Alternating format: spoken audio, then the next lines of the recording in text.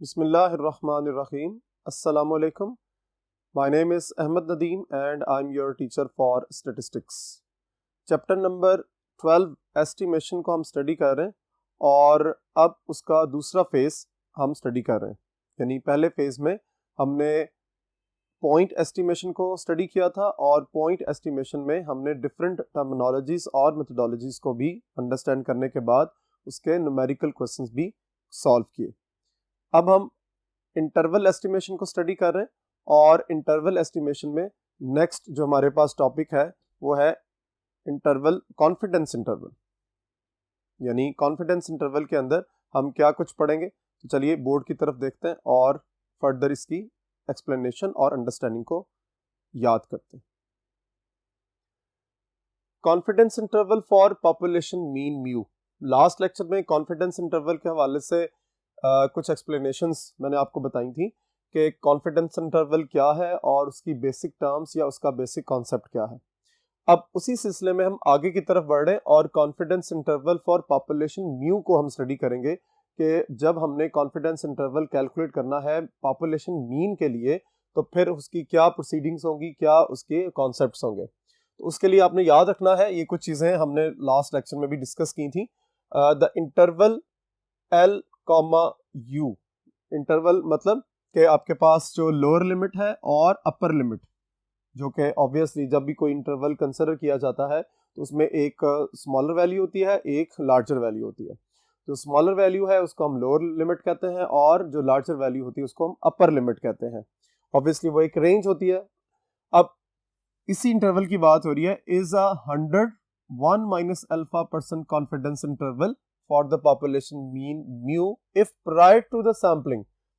यानी prior to the sampling अगर हम उसको देखते हैं तो हम उसको इस अंदाज में लिख सकते हैं, that is probability of lower limit, यानी L stands for lower limit to upper limit for mu is equal to 1 minus alpha. This is confidence coefficient, ये भी हम पढ़ चुके हैं। सिर्फ यहाँ पर अब ये रिवाइज करवा रहा हूँ आपको कि जब भी आपने confidence interval for population mean calculate करना है तो इसका मतलब ये है कि एक्चुअली हम ये प्रोसीजर करने की कोशिश कर रहे हैं। ये क्या प्रोसीजर है कि ऑब्वियसली कोई आपके पास कोई लोअर वैल्यू होगी, आपके पास कोई लोअर वैल्यू एग्जिस्ट कर रही होगी कैलकुलेशंस के बाद और कोई अपर वैल्यू होगी। यानी हम ये कह सकते हैं कि एक प्रोबेबिलिटी जो कि दो वैल्यूज के लिए एग्जिस्ट कर रही है that is 1 minus alpha percent. यानी हमारे पास जब भी, यानी अगर आप गौर कीजिए, अगर टू साइडेड कॉन्फिडेंस इंटरवल हो, यहां पर अल्फा बाय 2 होगा और this is also alpha by 2। तो ये जो आपके पास सेंटर रीजन एग्जिस्ट कर रहा है, ये वाला centre region, this is your 1 minus alpha. ठीक है, सो इसी के अंदर बात हो रही है। ये जो हमारा रेड जोन है जिसको मैं अभी ये हाईलाइट कर रहा हूं कि यहां पर आपके पास दो वैल्यूज है, लोअर वैल्यू है और अपर वैल्यू है, जिसके दरमियान हम कंसिडर करते हैं कि आपके पास आपके पॉपुलेशन मीन की वैल्यू एग्जिस्ट कर सकती है। ठीक है, सो इसका मतलब ये हुआ कि आपको इस डायग्राम को माइंड के अंदर रखते हुए आगे प्रोसीडिंग्स करनी है कि जब भी कोई डिस्ट्रीब्यूशन जनरेट होती है तो उस डिस्ट्रीब्यूशन में जो 1 माइनस अल्फा है, this is your confidence interval.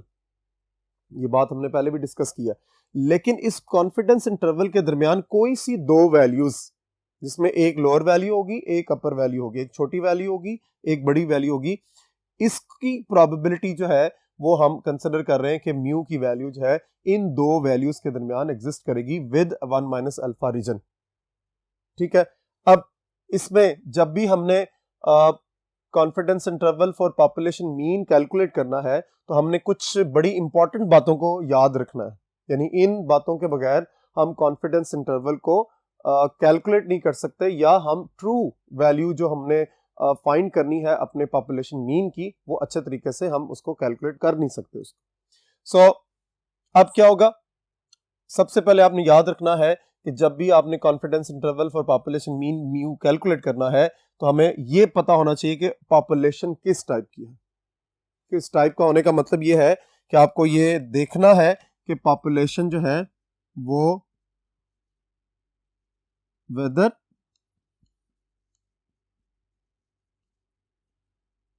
population is normal or not, यानी आपको पॉपुलेशन के बारे में भी आइडिया होना जरूरी है कि वो नॉर्मल है या नहीं है।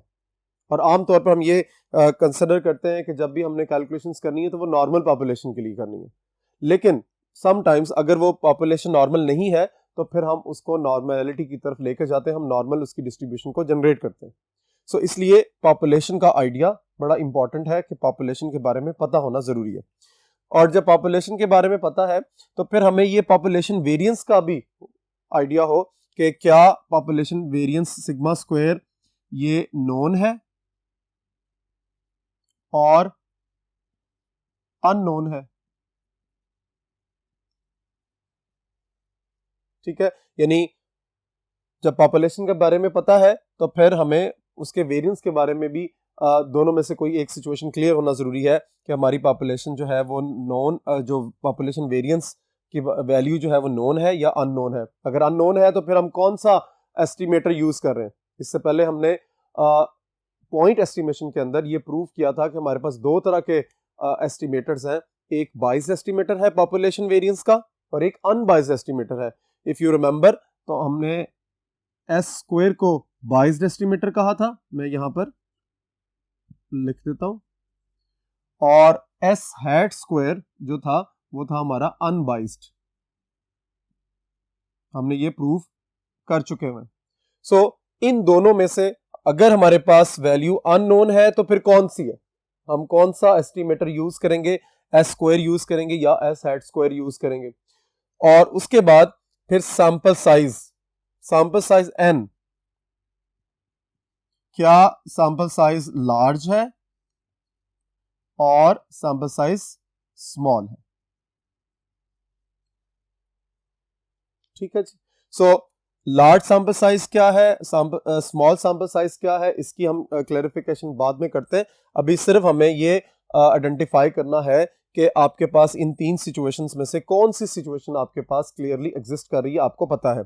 अब यहाँ पे एक बड़ा इंपॉर्टेंट क्वेश्चन अराइज होता है कि अगर हमने पॉपुलेशन के बारे में आइडिया लगा लिया है कि वो नॉर्मल है से, तो आगे हमने पॉपुलेशन वेरिएंस का भी जजमेंट कर ली कि पॉपुलेशन वेरिएंस नोन और अननोन, अगर अननोन है तो हमने ये भी कैलकुलेशंस कर ली, तो why not we consider the mean. उसका जवाब ये है कि देखिए आपका टॉपिक क्या है कि we are actually going to find the confidence interval for population mean. यानी ये क्लियर बात है कि हमने ये कंसिडर कर लिया है कि पॉपुलेशन मीन म्यू की जो वैल्यू है वो अननोन है और उसी का कॉन्फिडेंस इंटरवल हम कैलकुलेट कर रहे हैं और वही कॉन्फिडेंस लिमिट्स है हमारे पास।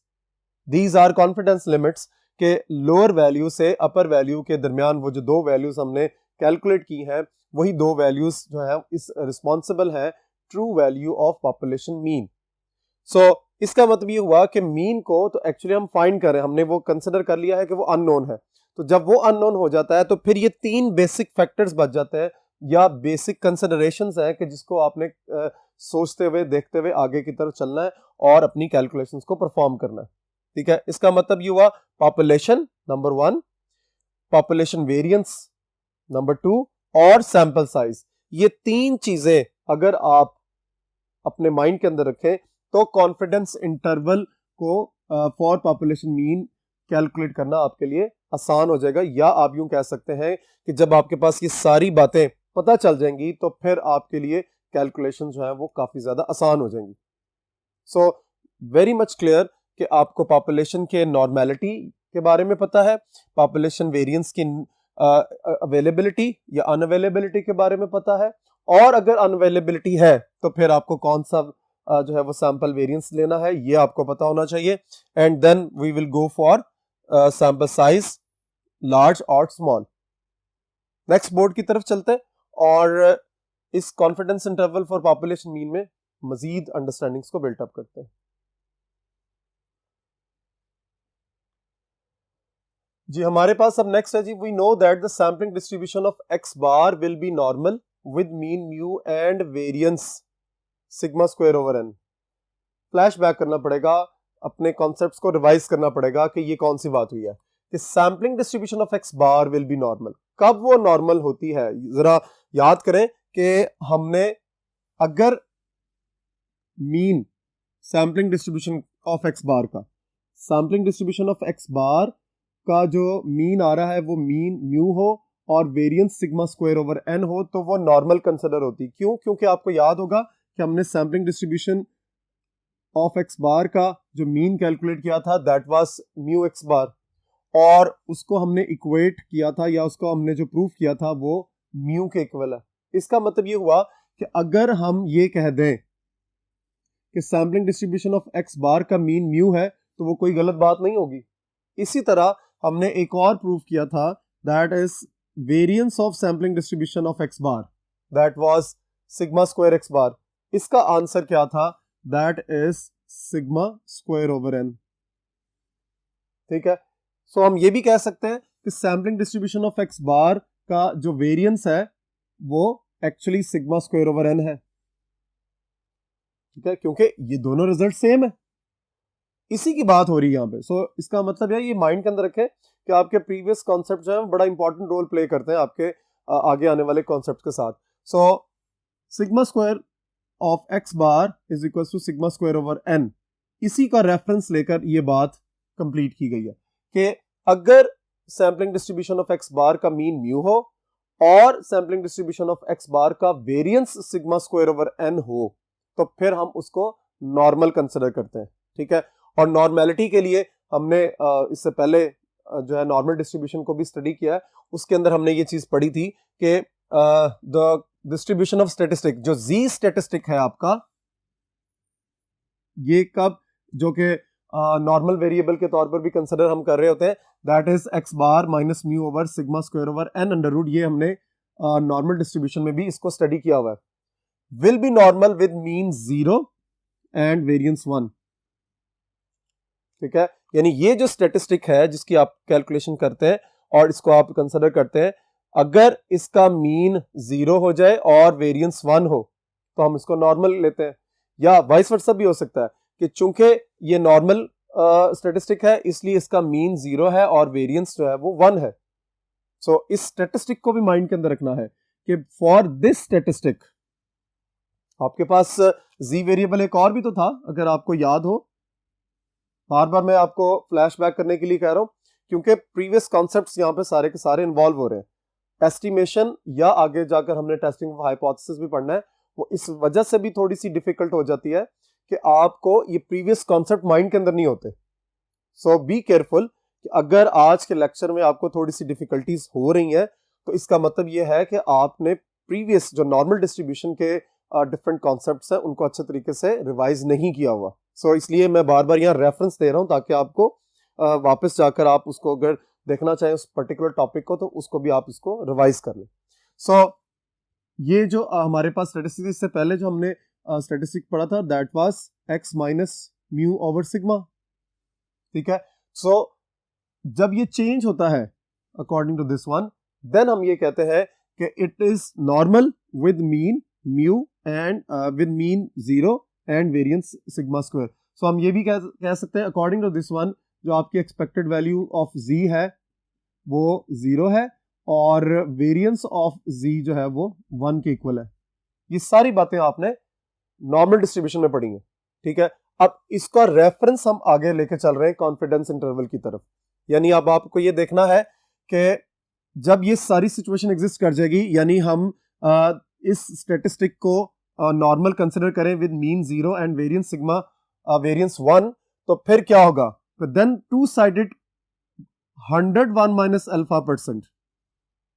डायग्राम को माइंड में रखें जो पिछले बोर्ड पर भी बनाई थी कि वो जो आपके पास रीजन है 1 माइनस अल्फा का, उसका 100% कॉन्फिडेंस इंटरवल जो है वो पॉपुलेशन मीन के लिए जब आप कैलकुलेट करते हैं that is x bar minus, गौर से देखिएगा, x bar minus z 1 minus alpha by 2 into sigma over n under root, ये लोअर वैल्यू, और उसके बाद x bar plus z 1 minus alpha by 2 into sigma over n under root. So समराइजली हम इसको लिख सकते हैं या कलेक्टिवली हम लिख सकते हैं इसको, कलेक्टिवली जब दोनों को हम देखें तो हमने एक्चुअली जो कैलकुलेशंस करनी है एक्स बार माइनस प्लस, पहले लोअर लिमिट होती है इसीलिए इसको माइनस को लिखा गया, z1 minus alpha by 2 into sigma square sigma over n under root. तो जरा गौर कीजिए, पॉपुलेशन नॉर्मल है, सिग्मा नोन है और सैंपल साइज के बारे में भी आइडिया है। ठीक है, सो यही तीन चीजें जो इससे पहले बोर्ड पर मैंने आपको गाइड की थी कि ये तीन चीजें इंपॉर्टेंट रोल प्ले करती हैं आपकी कैलकुलेशंस के अंदर। So this is your confidence interval for population mean mu. ठीक है, ये स्टैंडर्डाइज्ड इसकी आउटलुक है, स्टैंडर्डाइज इसकी आप यूं कह सकते हैं फॉर्मूला है कि जिसमें एक्स बार हमें चाहिए, हमें जी की वैल्यू चाहिए जो कि नॉर्मल वेरिएबल है 1 माइनस अल्फा बाय 2 के साथ, और हमें पॉपुलेशन स्टैंडर्ड डेविएशन और सैंपल साइज की वैल्यू रिक्वायर्ड है। जब हमारे पास ये सारी वैल्यूज आ जाएंगी तो हम एक दफा प्लस करेंगे, एक दफा माइनस करेंगे, तो हमारे पास वो दो वैल्यूज आएंगी। ये देखिए, ये दो वैल्यूज हैं, ये अलग अलग आपके पास, ये एक वैल्यू है, ये आपकी दूसरी वैल्यू है। सो हम इन दो वैल्यूज के दरमियान कंसिडर कर रहे हैं अपने मीन की वैल्यू, जो कि पॉपुलेशन मीन म्यू के हवाले से इसकी बात आगे चल रही है। ठीक है, सो मीन की वैल्यू के लिए इन दो वैल्यूज को, इन दो फॉर्मूलाज को, आउटलुक्स को कैलकुलेट करना जरूरी है। नेक्स्ट बोर्ड की तरफ चलते हैं और इसमें मजीद कॉन्सेप्ट्स को एनहांस करते हैं।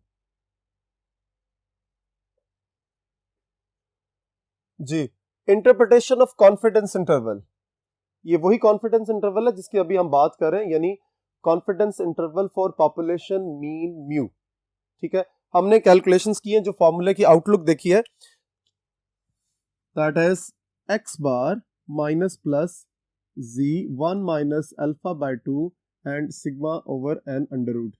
इसमें हम ये कंसिडर कर सकते हैं, so lower value is x bar minus z1 minus alpha by 2 into sigma over n under root, और अपर वैल्यू को हम कंसिडर कर सकते हैं x bar plus z1 minus alpha by 2 into sigma over n under root. ठीक है जी, okay. अब ये हो गया लोअर वैल्यू, ये होगी आपकी अपर वैल्यू। तो प्रोबेबिलिटी के कॉन्टेक्स्ट में आपको याद होगा हमने लिखा था probability for lower value from lower to upper value is 1 minus alpha. तो फिर हम ये कह सकते हैं कि ये जो दो आपके पास कैलकुलेशंस है, इनकी जो प्रोबेबिलिटी है एक्चुअली वो 1 माइनस अल्फा के कॉन्टेक्स्ट में एग्जिस्ट कर रही है। यानी हम ये कह सकते हैं कि इंटरप्रिटेशन के पॉइंट ऑफ व्यू से कि probability that x bar minus z1 minus alpha by 2 into sigma over n under root is less than mu is less than x bar plus z 1 minus alpha by 2 into sigma over n under root is equals to 1 minus alpha। ठीक है, सो इस limit के लिए हमारे पास जो probability exist करती है वो प्रोबेबिलिटी 1 माइनस अल्फा की रीजन के अंदर आ रही है। यानी आप ये डायग्राम को दोबारा गौर से देखिए, आपको इस कॉन्सेप्ट की क्लैरिफिकेशन होगी।